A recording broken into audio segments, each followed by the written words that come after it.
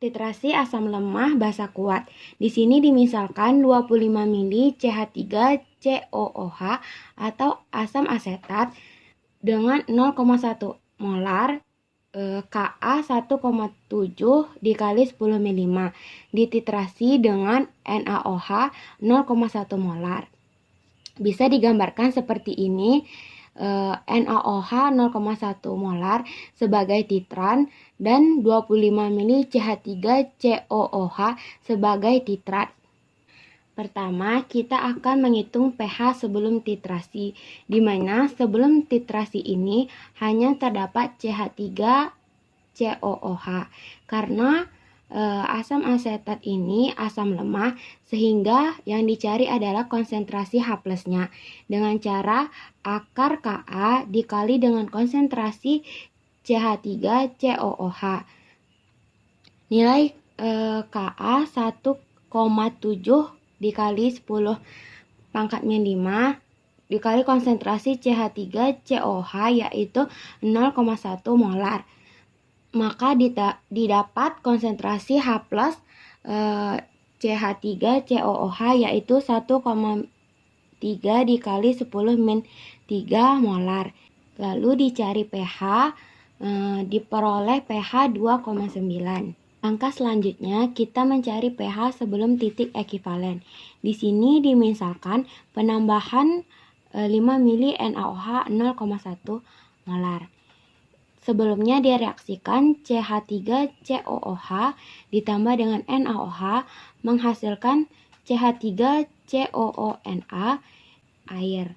Selanjutnya kita menentukan pH sebelum titik ekivalen. Dimisalkan penambahan 5 mili NaOH. Direaksikan asam asetat dengan NaOH menghasilkan natrium asetat dan juga air. Mol dari asam asetat adalah 2,5 milimol yang diperoleh dari 25 mili asam asetat dikali dengan 0,1 molar. Sedangkan 0,5 milimolar ditentukan dari 5 mili NaOH 0,1 molar. Menghasilkan 0,5 milimol. Yang bereaksi yaitu sebanyak 0,5 milimol. Karena 0,5 milimol adalah mol yang paling sedikit. Sehingga yang dihasilkan 0,5 mol CH3COONA. Dan masih tersisa asam asetat sebesar 2 milimol.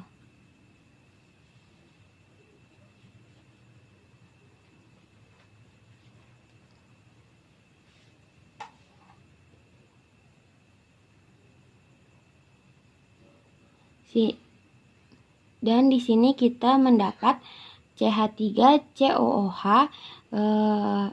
sebanyak 2 milimol dan juga CH3COONA sebagai garamnya yaitu 0,5 milimol. Sehingga larutan yang ini yaitu menjadi larutan penyangga asam. Dengan begitu, untuk menentukan konsentrasi H+-nya, kita menggunakan persamaan larutan penyangga asam, yaitu Ka dikali mol CH3COOH dibagi dengan mol CH3COONA. Didapatkan konsentrasi yaitu 6,8 dikali 10 min 5. Lalu dicari pH-nya dengan cara min log H+, didapatkan pH 4,17. Selanjutnya masih dengan pH sebelum titik ekivalen, yaitu dengan peminsalan penambahan 10 mili NaOH 0,1 molar didapatkan pH 4,59 dan penambahan 22 mili NaOH 0,1 molar didapatkan pH 5,63. Ini masih menggunakan persamaan larutan penyangga asam, yaitu terdapat CH3COOH dan CH3COONA. Tahapan selanjutnya yaitu kita menghitung pH pada titik ekivalen.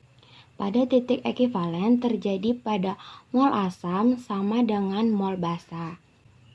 Maka pada penambahan 25 mili NaOH 0,1 m dengan reaksi CH3COOH ditambah dengan NaOH menjadi CH3COONA dan air, maka diperoleh 2,5 milimol sehingga tidak ada tersisa asam ataupun basa.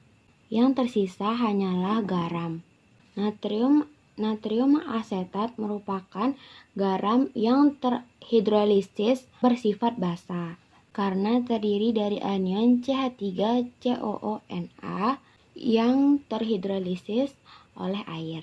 Sehingga karena dia garam yang terhidrolisis bersifat basa, maka kita akan menggunakan persamaan hidrolisis, yaitu karena bersifat basa tentunya kita menggunakan konsentrasi OH- dengan rumus akar KW dibagi Ka dengan konsentrasi garam. Didapatkan konsentrasi OH- yaitu 5,4 dikali 10 min 6. Cari dulu pOH-nya dengan cara min log OH- didapatkan 6 log 5,4. Didapatkan pH yaitu 8,73. Setelah titik ekivalen, yang tersisa pasti hanyalah konsentrasi dari NaOH sisa. Di sini kita memisalkan menambahkan 30 mili NaOH 0,1 m. Setelah bereaksi, maka diperoleh sisa 0,5 milimol yaitu basa. Nah, di sini kita cari konsentrasi NaOH sisa 0,5 milimol dibagi dengan 55 mili yaitu berat atau volume total. Hasilnya 9,1 dikali 10 min 3 molar. Lalu dicari konsentrasi OH- tentu saja sama dengan konsentrasi NaOH. Selanjutnya pOH diperoleh min log 9,1 dikali 10 min 3. Lalu kemudian pH kita peroleh 11,96.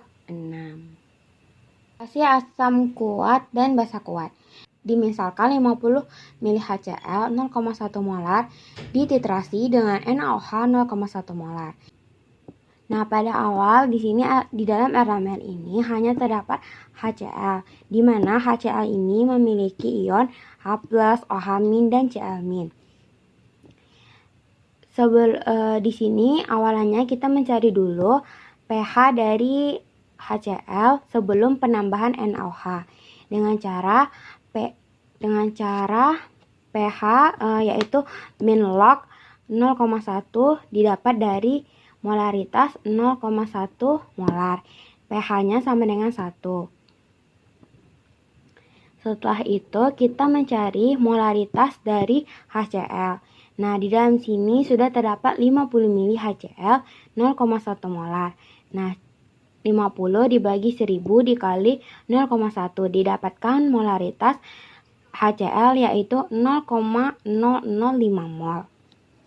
Setelah itu dimisalkan penambahan 1 mili NaOH 0,1 m sehingga menjadi Na+ ditambah Cl- atau NaCl. Di sini kita mencari molaritas dari NaOH. Kita reaksikan HCl dan NaOH menjadi NaCl dan air. Mol NaOH 0,1 molar yaitu 1 dibagi 1000 dikali 0,1 didapat mol NaOH yaitu 0,0001 mol. Nah, setelah itu kita mencari sisa dari HCl dalam larutan tadi dengan cara mengurangkan mol dari HCl dikurang dengan mol dari NaOH didapatkan yaitu 0,0049 mol. Jumlah volumenya 50 ml HCl ditambahkan dengan 1 ml NaOH yaitu 51 ml.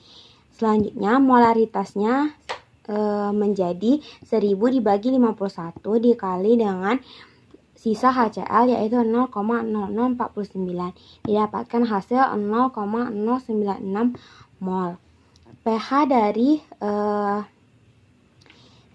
dari HCl tadi setelah ditambahkan NaOH yaitu pH sama dengan min log 0,0096 didapatkan pH 1,01 sehingga pH dari HCl setelah ditambahkan NaOH yaitu 1,01.